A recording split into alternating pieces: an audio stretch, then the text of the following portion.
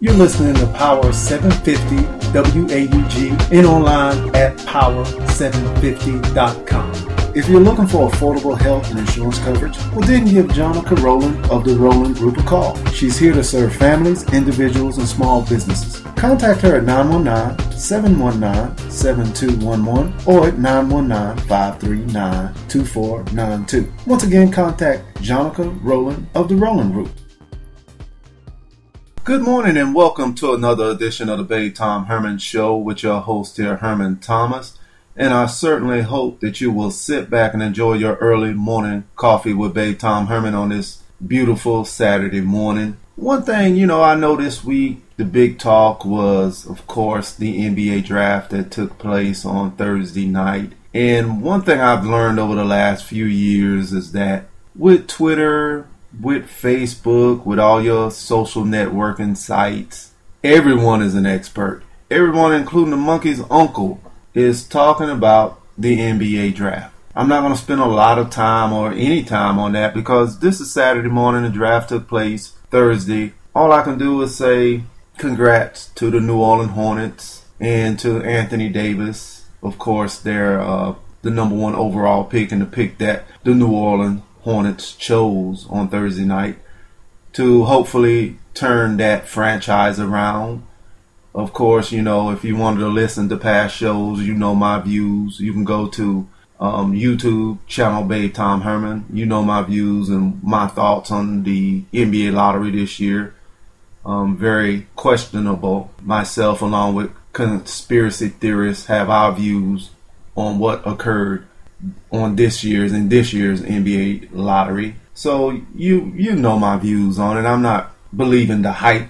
What's that? Don't believe the hype.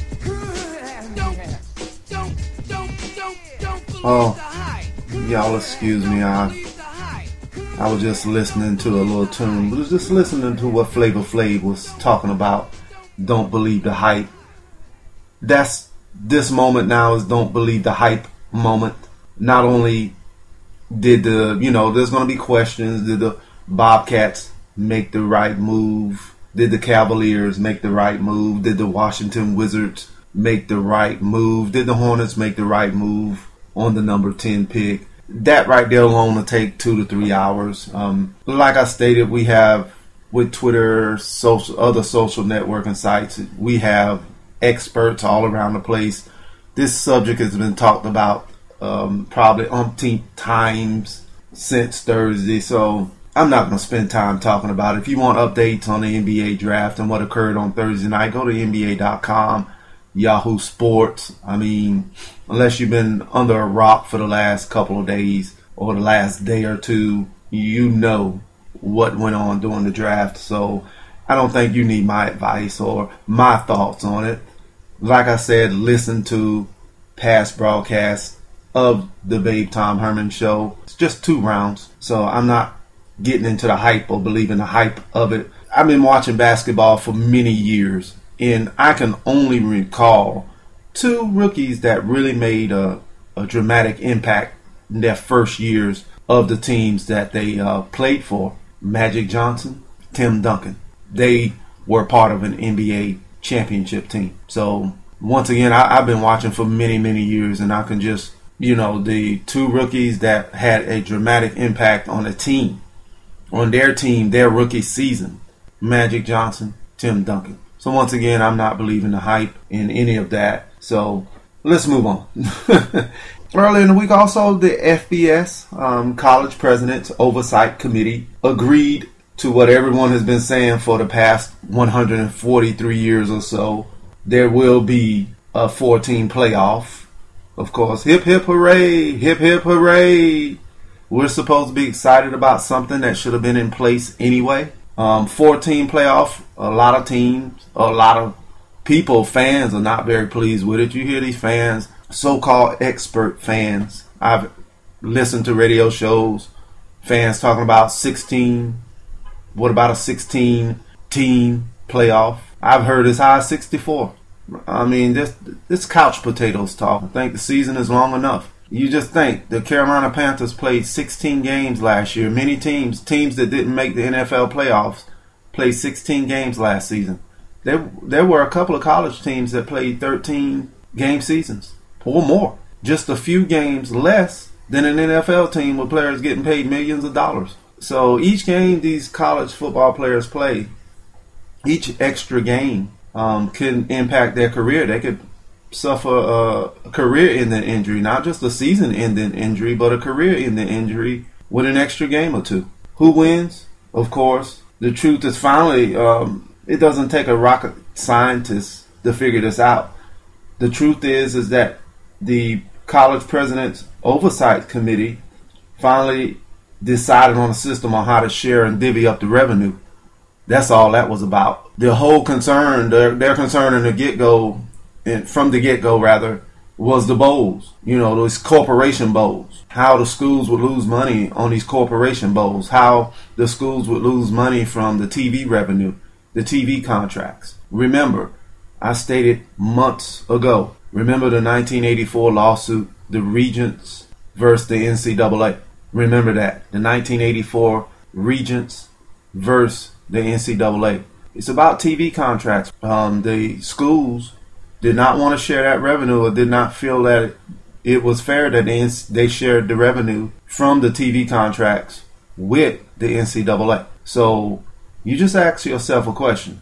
The NCAA, their baby is the big dance. The NCAA tournament, basketball tournament, that's their baby. College presidents, the oversight committees, their baby, the conferences, their baby is football. Football is their baby because they get the revenue. So the deciding factor on this 4-team playoff, not for the benefit of the fans, not for the benefit of the NCAA, of course, but it was for the benefit of the schools, the conferences, because they finally decided on a system on how to divvy up the revenue that's coming from these TV contracts. So a few things have to be tweaked with the TV contracts, but other than that, the big winner is the schools, the conferences. I just hope they find a way. If they don't find a way, because the best conference, football conference by far, is the Southeastern Conference, the SEC.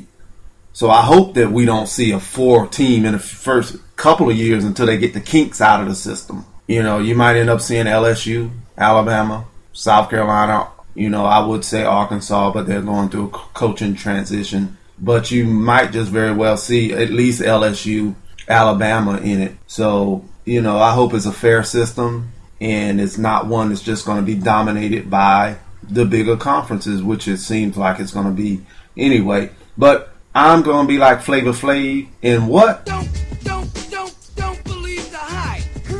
Yeah, I'm not going to believe the hype. I'm not going to believe it one bit. Now, something I will get excited about and something I will believe the hype about is in this Raleigh-Durham area. Of course, the area that this broadcast is based out of. I'm going to believe the hype with the Carolina Hurricanes, the NHL Carolina Hurricanes. On last week, they surprised the heck out of everybody. And if you want updates, continual updates, Google Carolina Hurricanes. Get on their fan page. Get on that page. Get all the information, NHL.com. Believe the hype. Get excited about this upcoming season, the 2012-13 season of NHL hockey.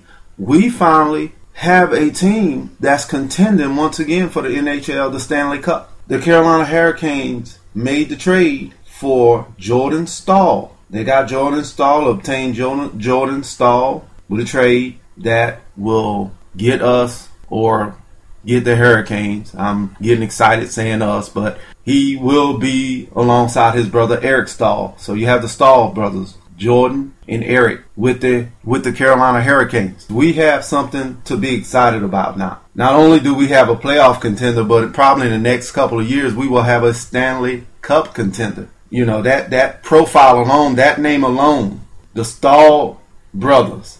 There's going to be a lot of pressure, but they can handle it. They make that money. They can handle the pressure. They make millions of dollars. Trust me, they can handle the pressure. They can handle the pressure. So I'm going to believe the hype with that. With the NCAA and with the NBA, no. I'm not believing the hype whatsoever with the NBA draft and with the 4-team playoff in college FBS football. Now, Terrell Owens, I used to feel sorry for this gentleman. I would see him on his little reality show crying. I think he, in particular, I'm not picking at him, but I think he looks like a cricket. The way his eyes just set up on the side of his head. I think he just looked like a cricket. But I did feel a little sympathy for him, and I just seen him cry about the mistakes he has made. He has made over his football career, and in life, I've made mistakes as well. All of us have. But recently, according to Dan Gross of Philly.com, posted on 6/27 this past Wednesday, according to him, they spoke to a woman who showed them several photos of Owens. She says were taken via video chat service Skype while he apparently masturbated in front of her. Now, the woman is reportedly 27, asked not to be identified, and is trying to sell the photos to TMZ and other celeb media outlets. According to her, they met on Twitter, starting direct messaging each other. They moved from that process over to Skype, and according to her, this occurred approximately around 10 times, which she denies ever exposing herself. He probably, got caught up and didn't think about taping her, but I don't believe that bull. I believe she exposed herself as well. But the motive behind her trying to sell the pics, according to her, is because he stopped responding to her on Skype. So she's mad because he stopped Skyping her. So she's going to teach him a lesson and try to sell the pictures of him masturbating. It's just sickening. I thought that Terrell knew better than that. Apparently, he hasn't learned anything from past failures. But, it makes you wonder if he, if this wasn't all staged. But I don't know. I just found it very interesting that all of a sudden he stops Skyping her and, I'm upset. I'm going to teach you a lesson, Terrell Owens. I'm going to sell your picture for $5,000. And that's something, because if that was Kim Kardashian or somebody else on tape, it would be worth more than $5,000. But, it is what it is. So I don't know how or what's going to come about from that. But once again, it doesn't surprise me to see Terrell Owens in that situation. When I come back, I will talk about why all the hate for Mike Vick. Once again, why all the hate for Mike Vick. So please sit back and continue to enjoy your early morning coffee with Babe Tom Herman. Don't believe the hype. Don't believe the hype. Don't believe the hype. Don't believe the hype. A natural skincare studio. Now your new neighborhood skincare studio. Professional, friendly, relaxing, personalized attention. Now offering facials, natural manicures, pedicures, and waxing. Come check us out at 711 Iredell Street, Suite 3A, Durham, North Carolina, 27707. Give us a call at 919-416-1490 or check us out on our website at www.misseajbeauty.com. Take it from here.